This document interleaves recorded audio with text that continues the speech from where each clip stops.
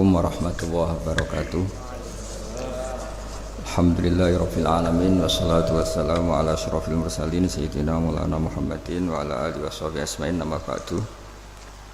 Para kiai, para ulama, para teman-teman yang hadir di sini yang saya hormati. Di sini ada Kiai Haji Mas Duki, ada Bapak Yusuf Mansur, ada kiai yang bupati juga, Bapak Hafid. Yang saya hormati Direktur PKN STEN, juga Ketua Penasihat Takliman Dr. Dawud Arif Khan. Yang saya hormati teman-teman, karena dari awal ini ngaji untuk seneng ya, untuk farhah itu seneng. Tidak tahu saya bacanya Farhatul Aidin wa Falahul Faizin ya Pak Ketua, Pak Tamam. Saya cerita sedikit tentang seneng ya, al-farah ya. Dalam Islam seneng itu sudah ibadah. Jadi di antara ibadah terbaik manusia itu seneng. Jadi kalau analoginya kita dikasih rumah teman atau mertua atau guru atau siapa saja, hal paling menjengkelkan itu ya sudah dapat gratisan gerutu itu geremeng. Nah ini kita sudah pakai buminya Allah itu gratis, pakai airnya ya gratis, pakai oksigen ya gratis, kok masih gerutu, itu sudah jadi hamba yang nggak bener itu. Jadi bayangkan kalau kita pakai oksigen bayar, pakai buminya bayar, pakai airnya bayar semua, kayaknya kita tidak mampu membayar, dan kita sama Allah hanya disuruh ikrar, disuruh sujud. Pentingnya ilmu satu, bahwa itu akan menjadikan satu perilaku. Misalnya begini ya, dulu itu kiai-kiai Jawa zaman dulu itu berpatokan, karena dulu pemerintahan Hindia Belanda, seorang lagi masih pemerintahan Hindia Belanda, itu dalil yang sering diutarakan itu sebaik-baiknya umara itu yang datang ke ulama, terus sejelek-jeleknya ulama itu yang datang ke umara. Tapi semenjak pemerintahan Indonesia dan kemudian ditandai beberapa tokoh kayak Gus Wahid putra Kiai Hasyim jadi Menteri Agama, ada Gus Wahid putra Kiai Wahab juga jadi Menteri Agama, ada Kiai Fathur Rahman keluarga Mbah Maimun, keluarga Sarang juga pernah jadi Menteri Agama. Kemudian bersamaan dengan itu dibangunlah satu pegangan ilmu. Pegangan ilmu ini penting karena ini yang mengilhami semua orang Islam, terutama ya utamanya ulamanya. Ada seorang ustadz, seorang guru ngaji yang karena melihat rata-rata penguasa itu zalim ya, datang ke Harun ar-Rasyid. Ya, ini perlu disemak, datang ke Khalifatullah atau Amirul Mukminin Harun ar-Rasyid. Karena beliau seorang raja, tentu terduga lah, atau ya umumnya atau gimana lah istilahnya, itu ya rata-rata ya agak seenaknya, namanya raja, namanya penguasa. Ini dalam pikiran ustadz itu, tidak mesti dalam fakta. Kemudian si ustadz itu matur, ya Amirul Mukminin, inni nasihun lak famusyaddidun alaika fala tajidanna fi nafsika syai'an. Saya ini mau nasihati Anda, kemudian saya cara nasihati itu keras, tolong jangan dimasukkan hati. Dia bilang famusyaddidun alaika, saya nanti kalau nasihati itu keras sekali, tolong dimaklumi karena ini penting, karena Anda harus dinasihati secara keras.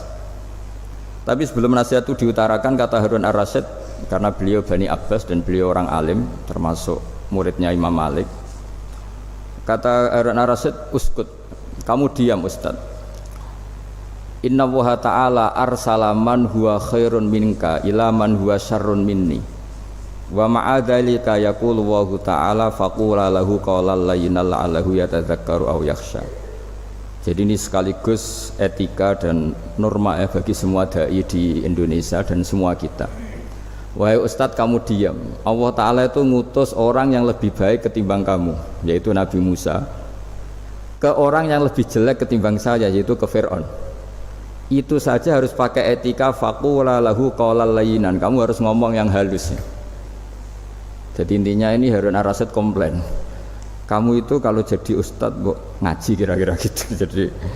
Jadi betapa baiknya orang dulu memahami Quran. Jadi Quran itu dibaca, kemudian kita mungkin baca terus jadi cerita, Mungkin ada yang baca jadi perilaku, ada yang baca kemudian itu mengilhami, membentuk. Nah kira-kira itulah yang membentuk kiai-kiai alim di NU, di beberapa pesantren maupun orang-orang alim di luar NU. Asal apa ya, ngajinya dan bacanya seperti kita, pasti seperti itu. Karena cara berpikir tadi sudah. Jadi akhirnya si ustadz tadi keluar dan minta maaf, anta a'lamu minni, ternyata engkau lebih alim ketimbang saya. Jadi kalimat famusyaddidun alika, saya akan keras cara memberi nasihat, itu yang diket, yang dipotong, yang dibatalkan atau yang diralat oleh Khalifatul Harun ar-Rasyid. Yaitu dikatakan inna wa ta'ala arsala man huwa khairun minka ila man huwa syarrun minni. Yaitu Allah mengutus orang yang lebih baik ketimbang kamu, yaitu Nabi Musa, ke orang yang lebih jelek ketimbang saya, yaitu Fir'aun. Itu pun harus faqula lahu qaulal layyinan. Cara berdakwah harus dengan kata-kata yang halus, yang lembut, yang indah.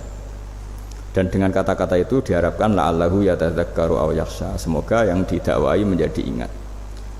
Sehingga dengan kemampuan ilmiah seperti ini menjadi pegangan bersama bahwa kita sebagai dai atau sebagai tetangga atau sebagai sama-sama warga Indonesia, bawaan kita memang harus faqula lahu qaulal layyinan la'allahu yatadzakkaru aw yakhsha. Kemudian dalam disiplin ilmu yang lain, halus itu tidak kuat. Angin itu ya halus, tapi kalau di manage itu jadi kekuatan yang dahsyat. Begitu juga air dan sebagainya. Sehingga tidak perlu khawatir terus kalau dakwah halus itu tidak punya efek yang signifikan. Tidak juga. Allah Ta'ala itu pengelola angin. Angin itu kekuatannya dahsyat, sehingga Nabi Sulaiman dikasih kekuatan angin dan bisa terbang kemana-mana. Kemudian sekarang jadi teknologi yang banyak memanfaatkan angin, mulai rem, mulai apa saja. Sehingga dari cerita saya ini kemudian terus kiai-kiai itu membentuk dakwah termasuk di ekonomi dengan cara yang rileks. Nah cara rileks itu satu tentu dimulai dengan ilmu. Misalnya begini, saya beri contoh. Ketika ada orang melafadzkan kalimat la ilaha illallah, tiada Tuhan selain Allah. Kemudian kalimat ini mungkin kalau orang NU baca itu rutin ya, karena kiainya kelamaan ya yang ikut sambil tidur ya. Kalau tahlil itu disebut kiai tertentu itu mesti yang belakang wah suwi itu kalau kiai itu lama itu. Nah kiainya juga karena jadi lakon ya kan lebih semangat karena pegang mic. Biasanya gitu di NU itu, kalau khotib mesti semangat karena yang pegang mic, yang dengerin mesti ngantuk karena monoton itu. Karena yang mendengerin sudah tahu pasti nyuruh baik meninggalkan yang jelek, jadi ilmunya sudah disimpulkan dulu. Setiap yang tidur di masjid mesti tak tanya kenapa tidur, ilmunya tidak ada perkembangan, Gus, nyuruh yang baik meninggalkan yang jelek. Tapi kalau ilmunya agak ada perubahan kan dengar semua pasti nyuruh yang jelek meninggalkan yang baik. Karena watak manusia itu agak-agak suka fitnah, itu suka geger. Tapi kalau monoton itu mesti enggak itu. Tapi yang menjadi pegangan kita, saya ulang lagi, itu ilmu dulu. Saya ulang lagi, itu ilmu dulu. Saya berkali-kali menyontohkan, kalau ada orang kafir, orang yang tidak bersyahadat 70 tahun, kemudian dia bersyahadat sekali saja di akhir hayatnya, itu kata Allah, qulil ladzina kafaru iyantahu yughfar lahum ma qad salaf. Katakan ke mereka yang kafir, jika dia mau bersyahadat, itu masa lalunya diampuni semua. Sehingga kedahsyatan kalimat ini luar biasa. Orang yang kafir 70 tahun saja barokahnya la ilaha illallah ini dosanya bisa diampuni semua. Nah kemudian karena ilmu ini tidak begitu populer atau kurang dipopulerkan atau kita sendiri kurang menghayati, sehingga la ilaha illallah itu lebih dianalisis cara lafadz ini, pelafatannya ada sanadnya ndak ya gitu. Terus cara melafatkan bareng-bareng seperti itu ada tumpengan ini bid'ah enggak ya. Jadi pertanyaannya sudah tidak tentang keramatnya atau sakralnya atau fadilahnya la ilaha illallah, tapi sudah macam-macam. Wiridan cara seperti ini ada hadisnya enggak, legal enggak, terus ada sanadnya enggak. Jadi saya mohon semohon-mohonnya untuk teman-teman yang di Al-Iman itu harus ngaji ya. Ngaji itu nanti kamu tahu cara mandang sebuah ibadah atau perilaku atau apa sajalah tahu. Karena al-ilmu yurisul ahwal, ilmu itu bisa mengilhami cara pandang. Dulu yaitu saya ulang lagi, ketika zaman Hindia Belanda, karena pemerintahnya Hindia Belanda itu ulama-ulama keras sekali, sejelek-jeleknya ulama itu yang datang ke Umarok. Tapi setelah era Mbah Hashim, era sampai Mbah Maimun, itu mereka peduli sama Umarok, sama semuanya sama-sama warga Indonesia yang ingin melihat Indonesia yang lebih baik. Sehingga banyak, ya kakak saya sendiri pernah wakil bupati, terus putra Mbah Maimun wakil gubernur, ini teman saya Ki Hafid ya bupati. Semenjak itu terus, dan itu nggak lepas dari cara pandang, yaitu cara pandang diantaranya adalah cerita tentang Nabi Musa yang Allah tetap peduli sama Fir'aun, sehingga tetap didakwai Nabi siapa? Musa. Dan posisi Musa datang bukan memanggil. Ya, cuma kayak sampai sekarang tuh belum pernah ke kantor bupatinya Pak Hafid, karena kadang-kadang orang terus curiga mengajukan proposal, jadi agak repot. Ketemu bupati itu sialnya kiai kan mesti pikirannya orang bupati ini nyangoni, kiai ini disangoni itu terus kayak kita fakir miskin itu. Jadi makanya saya itu belum pernah datang, tapi alhamdulillah karena beliau berambisi menjadi wa khairul umara mayatuna babal ulama terus. Jadi datang tapi sangat ambisius ingin mengalahkan ulama, karena dia kalau datang statusnya lebih tinggi. Ya tidak apa-apa, ini tawaduk tapi niatnya enggak begitu tawaduk. Jadi datang. Makanya saya kemarin Yusuf Mansur pas datang, Pak Ustadz Yusuf Mansur saya datang harus sekali saja, kalau kedua kali ribet. Karena kalau beliau datang dia punya status tawaduk. Lama-lama yang didatangi jadi takabur, saya jadi yang ahli neraka, dia ahli surga. Saya akan rugi dong. Hanya rugi, gue kehilangan teh, kehilangan kopi, dia beliau berstatus tawaduk, saya berstatus takabur, kan repot. Makanya saya berharap jangan datang lagi karena jadi repot itu, jadi repot kan. Padahal saya kalau disuruh datang ke Jakarta kayaknya ya berat, selain sibuk juga takut ganggu saya. Jadi saya sering ke Jakarta tapi ya tadi jarang ya, biasanya nganggarkan waktu hanya pas saja, tidak kurang tidak lebih. Biasanya ngajar di pondoknya Pak Kures itu di Baitul Quran ya, hanya ngajar santri-santri itu. Nah, jadi pemahaman Quran dulu itu kata Imam Ghazali, ini sekaligus karena ada Pak Ustadz Yusuf Mansur, itu membaca Quran itu membaca, bukan bercerita. Kalau kamu membaca seperti ini, kunta qori'an, kamu pembaca. Pembaca itu yang mengambil pelajaran. Tapi kalau kamu hanya cerita, itu namanya kunta hakian. Sebenarnya Anda tidak membaca Quran, tukang cerita. Misalnya tadi cerita Nabi Musa datang ke Fir'aun, itu kalau kamu hanya cerita, wah dulu itu ada orang namanya Fir'aun didakwai Nabi yang namanya Musa, ya itu namanya tukang cerita. Kalau kamu pembaca tidak gitu. Betapa baiknya Allah, orang sengawur Fir'aun saja inginnya Allah masih ingin diselamatkan dengan mengutus Nabi Musa kekasihnya. Itu namanya kunta qori'an, kamu pembaca betul, bukan kunta hakian, kamu tukang cerita.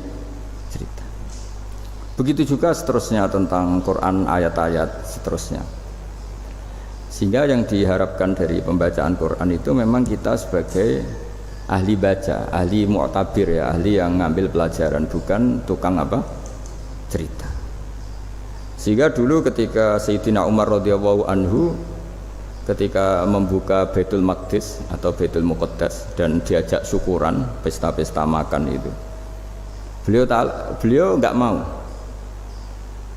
Ketika ditanya kenapa engkau enggak mau, alasannya itu langsung beliau baca Quran. Jadi saya punya sekian contoh, saya ulang lagi, saya punya sekian contoh. Orang-orang dulu dengan Quran itu menyatu, bukan sekedar dihafal tapi menyatu. Sehingga bawaannya itu sudah Qurani, sudah Qurani. Saya beri contoh pertama Rasulullah SAW, nanti Umar kedua. Rasulullah itu pernah enggak makan sampai 3 hari. Terus ditanya oleh sahabat, lalu kekuatan engkau bisa hidup apa? Terus ngendikan al-aswadani, maksudnya itu tamar dan air, hanya makan kurma dan air. Tapi beliau tidak ketemu roti atau tidak ketemu nasi lah kalau orang Indonesia.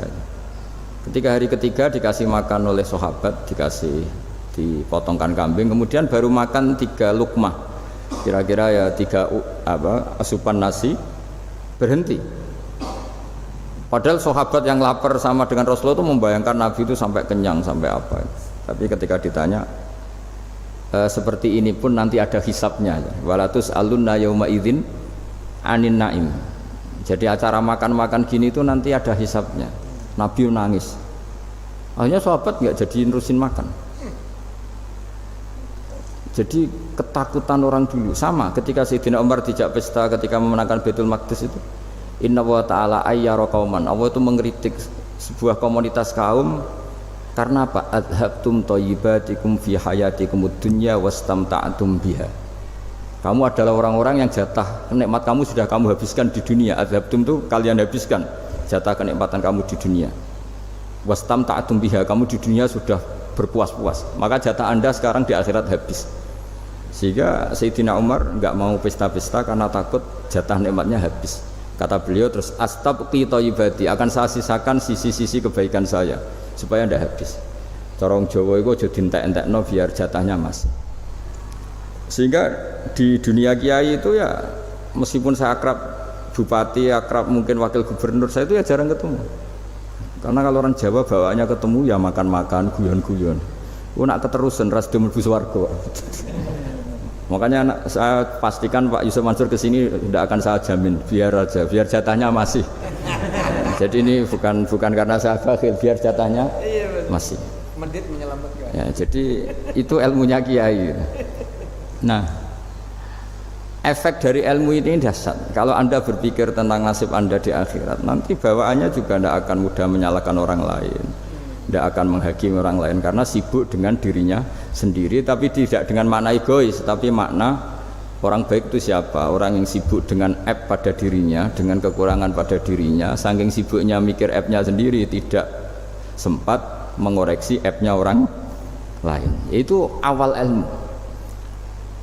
Ilmu itu tidak dimulai dari larangan. Kalau larangan karuan, tidak termasuk ahli surga orang yang suka mengadu domba, tidak termasuk orang baik yang cari kesalahan orang lain. Itu namanya pelarangan. Tapi ilmu itu di atas nahi, di atas pelarangan itu. Kamu punya kesadaran bahwa kamu itu yang penting selamat dulu, jangan memikirkan orang lain. Dengan makna bukan egois, tapi dengan makna supaya tidak menyalahkan orang lain.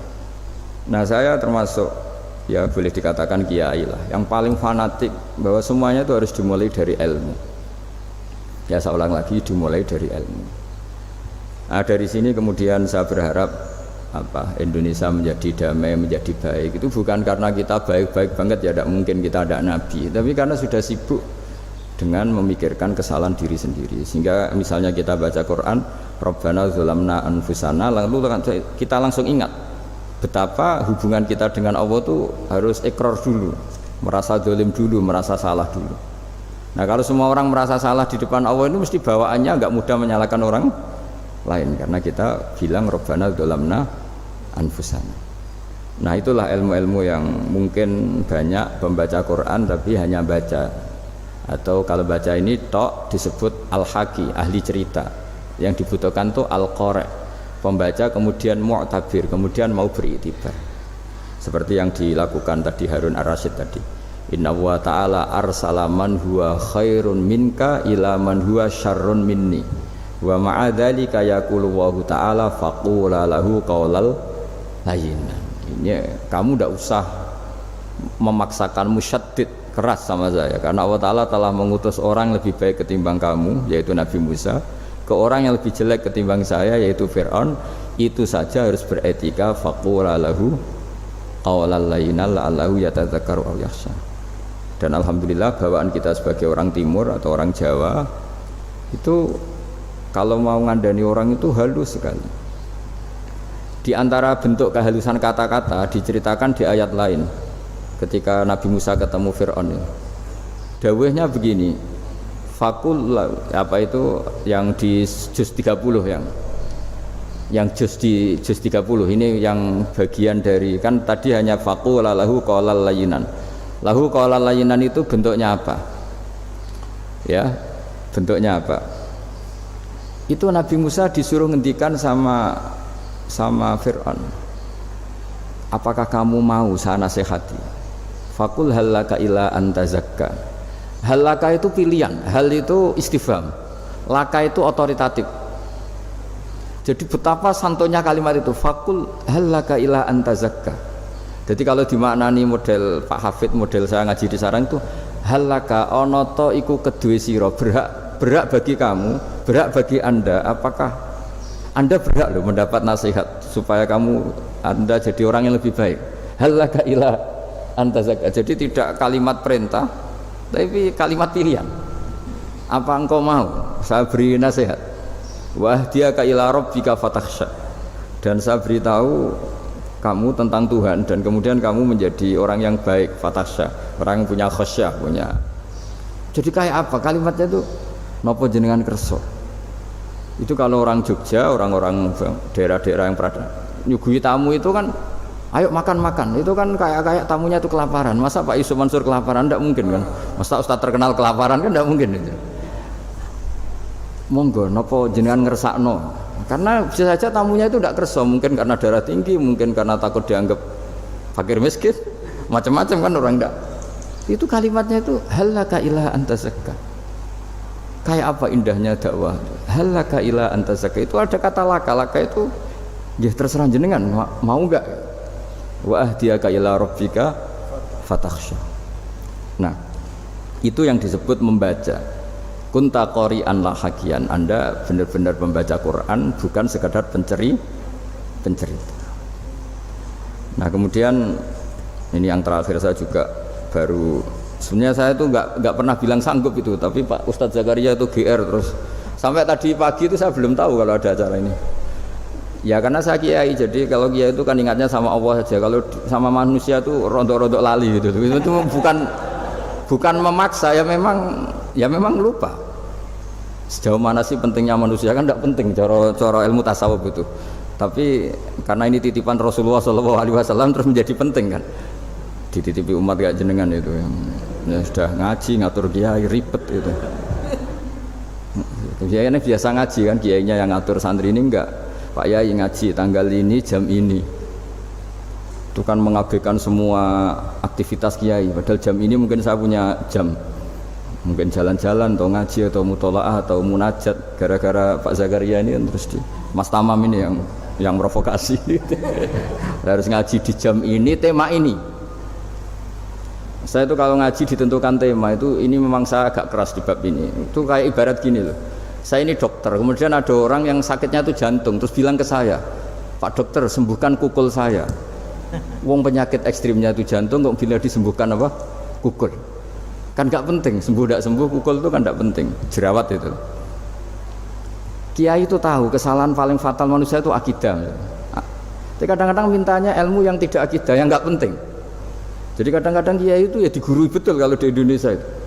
Misalnya, ini tidak nyindir loh, memang marah betul kalau di bab-bab seperti ini. Tapi ini biar jadi ilmu masif, ilmu yang general. Saya ulang lagi ya, Anda jadi dokter, tahu pasien Anda ini penyakit jantung kronis atau sudah fatal lah sudah. Terus orang itu bilang, Pak Yai, itu Pak dokter, tolong obati kulit saya supaya tidak jerawatan. Kamu bilang ini orang aneh enggak? Aneh kan? Nah, kiai juga gitu. Saya sering itu ada orang mau haji gitu, Gus doain saya jadi haji mabrur. Pernah belajar haji Pak? Dereng Gus. Mungkin enggak orang belum belajar nyupir terus kemudian minta didoain, Gus saya mau nyupir doain selamat. Mau nyupir aja enggak bisa kok minta doa selamat. Harusnya urutannya kan belajar dulu baru minta doa.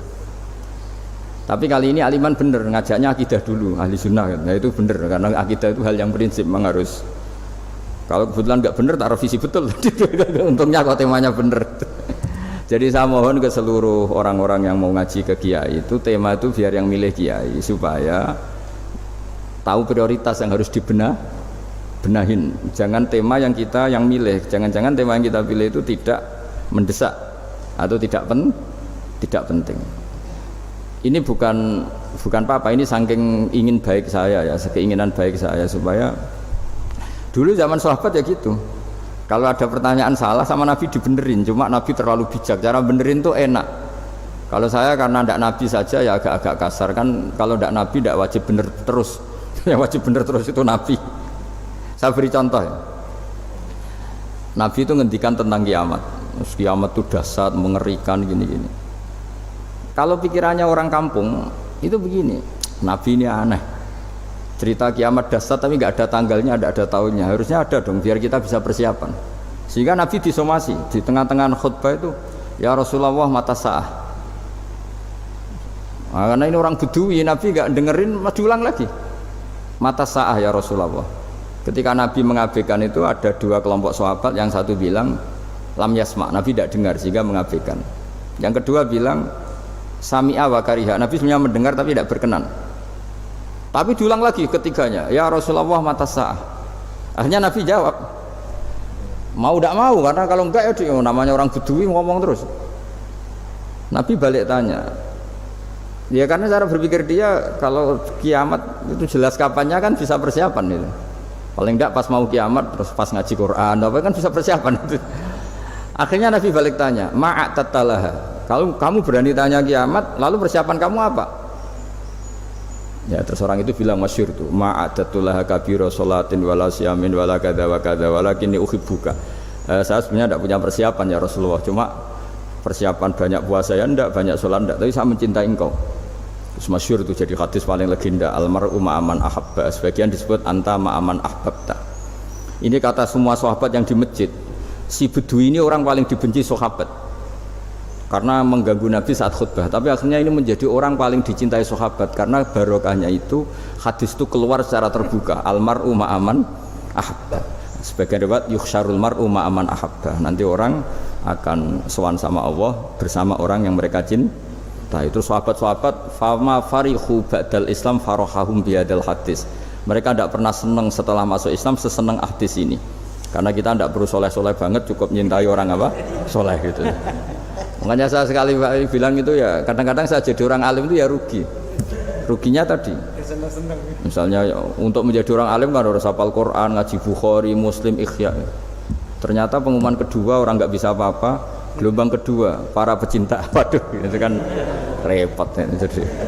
Jadi kita yang jadi orang alim susahnya bukan main, ternyata disaingi pengumuman kedua dan para pecintanya. Wah itu kan akhirnya ketemu orang-orang nggak jelas tadi. Nah itu ya termasuk farah dalam Islam, farhatul aidin. Jadi seneng itu di Islam itu ibadah. Ya kul bi fadlillah wa bi rahmati fa bidzalika falyafrahu. Seneng itu diperintahkan Allah. Saya itu sering di kamar, kadang itu nyun sewu kayak gatelan gitu, apa itu. Ya agak kukur-kukur terus merengut saja malu. Malu saya itu dilihat Allah kok kayak agak ridho itu malu. Ya kayak tadi lah, kamu dikasih rumah gratis, kemudian pas yang ngasih datang kamu kelihatan cemberut, itu yang ngasih kan mangkel. Udah dikasih gratis masih cemberut. Sama hubungan kita dengan Allah itu semuanya dikasih gratis. Makanya tabassum, senyum itu ibadah. Kita yang nekuni ilmu hadis, betapa hebatnya Nabi ngendikan, kalau kamu tidak bisa ibadah yang berat-berat, cukup ibadah senyum. Kadang ngendikan tol qati wajhin, kamu cukup berwajah yang indah, yang menyenangkan. Tabassum, senyum. Kalau kamu tidak bisa membalas jasanya orang yang ngasih, minimal kamu senyum, minimal kamu kelihatan seneng gitu. Nah, makanya seneng itu sudah ibadah. Dan sekarang orang untuk seneng aja susah, karena bawaannya nuntut orang lain supaya kayak keinginan dia, bawaannya nuntut, ya ribet. Kalau gitu ya ribet. Makanya saya bilang al ilmu yurisul ahwal, ilmu itu diperkuat. Nanti yurisul ahwal, ilmu itu akan membentuk Anda. Dulu beberapa raja itu ya mau luhur karena jadi raja, punya apa saja. Tapi punya penasihat ulama, itu ya nasihat itu sederhana. Ada seorang raja tanya ke kiai, gimana dengan semua kerajaan saya? Wah, padahal dia punya apa saja. Jenengan miskin sekali, itu kerajaan seluas ini, kok bisa aja? Terus ditanya sama si ulama tadi, andaikan Anda di padang pasir, kemudian kalau tidak minum segelas air itu mati, apakah Anda akan membeli segelas air ini dengan semua kerajaan Anda? Oh iya, pasti apapun saya lakukan untuk mendapat satu gelas air. Terus la tafrah bimulkin la yusawi sarbatamain, kamu jangan bangga dengan kerajaan yang nilainya itu enggak sebanding dengan segelas apa? Air. Akhirnya raja itu mikir, saya tidak jadi raja bisa hidup, tapi kalau enggak minum air mati, berarti penting satu gelas air. Akhirnya lama-kelamaan ini anggap kerajaan itu biasa, ternyata enggak sepenting segelas air. Ya seperti kita lah, misalnya orang enggak punya Alphard itu enggak malu. Tapi kalau nggak punya celana itu malu.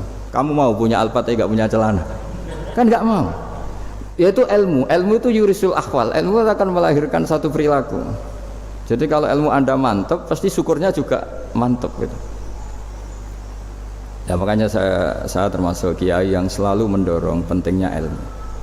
Bahkan kata Sufyan Ats-Tsauri ngendikan saking pentingnya ilmu ada kata fa'lam annahu la ilaha illallah, dimulai kata fa'lam. Dan saking pentingnya ilmu itu setiap nabi itu status permanennya itu hanya satu, mengajar. Rabbana wab'ats fihim rasulam minhum yatlu 'alaihim ayatik, membacakan ayat-ayat Allah, sampai wa yu'allimuhumul kitab, mengajarkan kitab wal hikmah.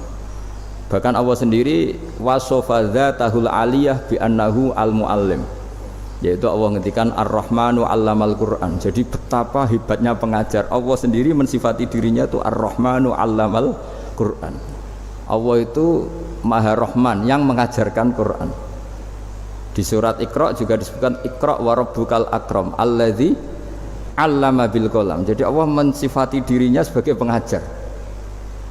Kayak apa pentingnya mengajar? Karena al-ilmu yurisul ahwal. Ilmu ini melahirkan satu sikap. Pernah ada orang hartanya itu habis karena ngobati ibunya. Terus datang ke saya, dia sumpek karena hartanya habis ngobati ibunya. Terus dia bilang, Gus, saya ini sekarang sudah miskin karena ibu saya sakit dan harta saya habis untuk ngobati ibu saya. Terus tak guyoni sama saya, kon kepen pinter apa kepen goblok? Kepen pinter Gus. Ingin pinter apa ingin goblok? Katanya ingin pinter.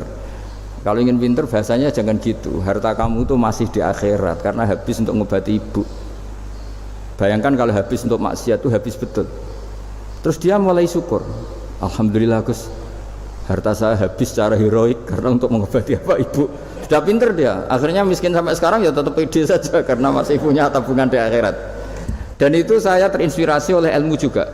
Jadi dulu Sayyidah Aisyah itu pernah nyimpan sepotong daging kambing, disimpan untuk dimakan beliau karena beliau mau iftar ya, mau buka atau apa. Singkat cerita, karena bawaan keluarga Nabi itu sakhok, ada orang minta dikasihkan.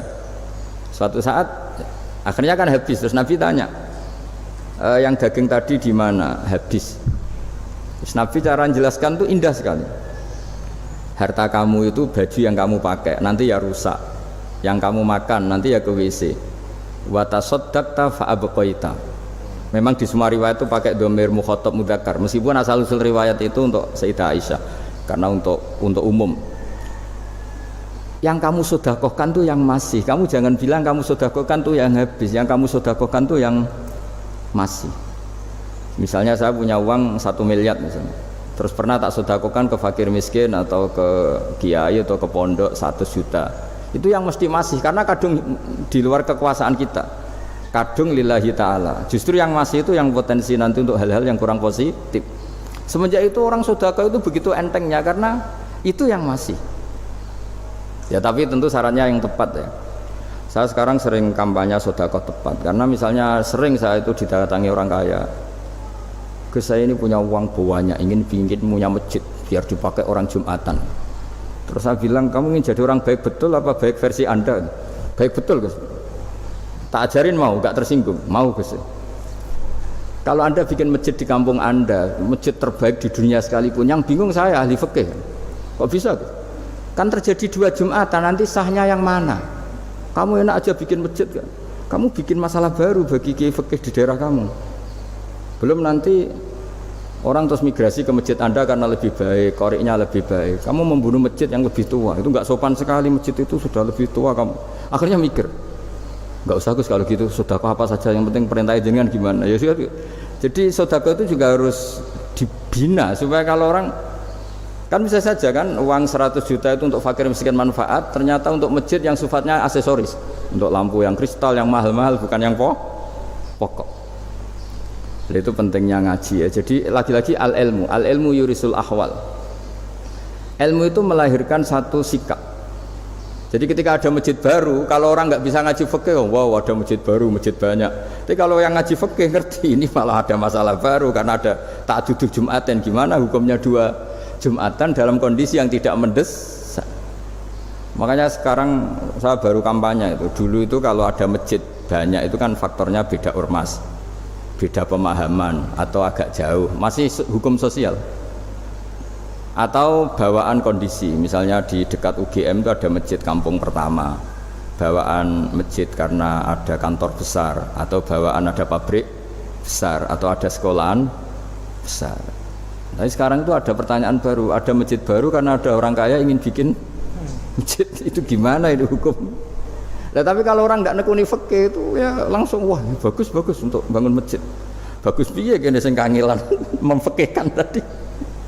Nah itu ilmu. Jadi kalau yang tidak nekuni fikih itu ya tidak tersiksa, tapi yang nekuni fikih itu pasti tersiksa karena seperti itu tadi. Ya jadi saya mohon di antara cara kita dakwah secara damai itu dimulai dari Rabbana Zolamna Anfusana. Itu dipakai Nabi, di redaksinya diganti dengan makna supaya kita per individu matur Allah apa ini zulam tu nafsi zulman kabiron katsiran. Nah bawaannya orang mengaku zalim, mengaku salah itu kan sudah tidak sempat mikir salahnya orang apa lain, dan dari sini kemudian dia jadi orang yang tawadhu, yang ubudiyah, yang macam-macam, sehingga Nabi itu bukan dianggap ya, pasti penjelas terbaik. Terus Allah meredaksikan wa ma tuqaddimu li anfusikum min khairin tajiduhu indallah. Apa saja kebaikan yang kamu sudah berikan untuk Allah sampai akhirat itu ya pasti kamu temukan di akhirat. Terus yang terakhir saya beri contoh orang peminta-minta, sa'il.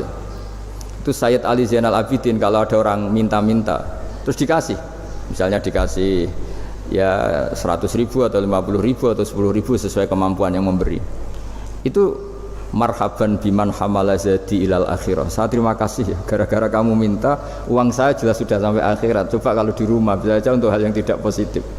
Jadi bawaannya itu cara pandang itu rubah. Jadi sebenarnya kalau kita ngasih uang di masjid, ngasih kiai atau ngasih fakir miskin, ya uang itu yang masih, bukan yang habis. Yaitu watasodak kata fa'abqaita, yang kamu berikan itu hakikatnya yang masih. Karena sudah ada kamu otak-atik lagi, makanya disebut wakaf.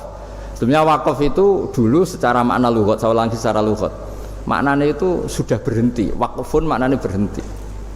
Nah sedekah itu dari kata sedekah maknanya benar. Orang yang sering sedekah berarti imannya benar. Orang yang uang sudah diberikan berarti dia sudah terputus, wakaf, berhenti dari hubungannya dengan dia. Sudah dikasihkan berarti selesai. Sehingga wakaf dan sedekah itu sebenarnya maknanya saling melengkapi. Kemudian orang-orang fikih karena ada disiplin ilmu tertentu, wakaf itu untuk sedekah yang permanen, yang abadi, kemudian sedekah untuk infak. Tapi itu kan hanya istilah-istilah dalam disiplin ilmu. Sebetulnya kalau pakai ilmu yang umum, sedekah ya bisa disebut wakaf, wakaf ya bisa disebut apa? Sedekah. Karena maknanya sedekah itu wakaf. Wakaf itu apa? Qat'u raqabatil malik an hadal mal atau an malih. Hubungan pemilik harta ini terputus dari harta itu. Jadi misalnya saya sudah wakaf tanah ini ke masjid, sudah diterima, buat saya kepikiran gadekan atau menjual sudah tidak bisa, sudah berhenti di situ saja hubungan saya dengan kepemilikan harta itu. Makanya disebut apa? Wakaf. Dan kalau saya wakaf berarti menunjukkan kebenaran iman saya karena sudah menafkahkan sebagian harta untuk Allah Ta'ala. Disebut sodik, sodak. Makanya bahasa Arab itu gampang ya, kalau sodal qaf, sodako. Orang kalau bayar mahar disebut sodak karena menunjukkan cintanya. Teman yang setia disebut sodik karena ya benar dalam berteman. Abu Bakar disebut as-siddiq karena sangat membenarkan kanjeng Nabi, dan seterusnya dan seterusnya. Ya jadi semoga ayat tadi, dan saya mohon maaf karena ya memang saya kalau ngaji ya alami seperti ini, tapi insya Allah barokahnya alami itu menjadi ikhlas, tidak tasonnuk, tidak riak, tidak tebar pesona kalau dalam bahasa itu. Yang jelas saya inginlah bahwa ayat yang saya baca tadi benar-benar jadi pegangan bersama. Faqula lahu qawlan layyinan la'allahu yatadzakkaru aw yakhsha. Saya mohon maaf. Assalamualaikum warahmatullahi wabarakatuh.